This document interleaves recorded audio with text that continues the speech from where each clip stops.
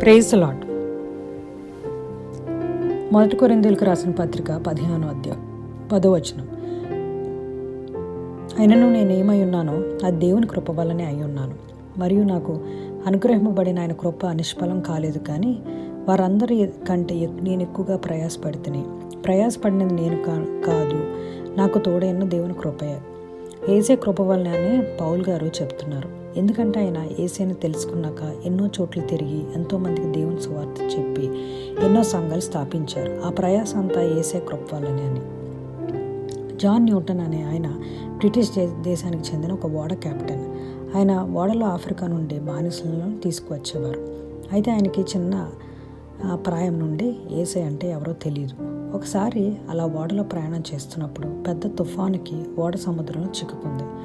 అప్పుడైనా దేవుడా నన్ను కాపాడు అని అడిగాడు. అలా అనగానే ఆ ఓడకి ప్రమాదం తప్పింది. అయితే జాన్ న్యూటన్కి ఎవరో దేవుడు ఉన్నాడని, నాలాంటి నీచమైన వ్యక్తి ప్రార్థన కూడా విన్నాడని దేవుణ్ణి వెతకడం ఆరంభించాడు. యేసుని తెలుసుకున్నాడు, పాస్టర్ అయ్యాడు. 1772లో అమేజింగ్ గ్రేస్ అనే పాట రాశాడు. ఈ పాటను చాలామంది చాలా గొప్ప వ్యక్తులు పాడారు. మార్టిన్ లూథర్ కింగ్ తన ఉద్యమాల్లో పాడేవారు. నెల్సన్ మండేలా జైలు నుండి విడుదలైనప్పుడు పాడారు ఈ పాటని. బెర్లిన్ వాల్ పడిపోతున్నప్పుడు పాడారు.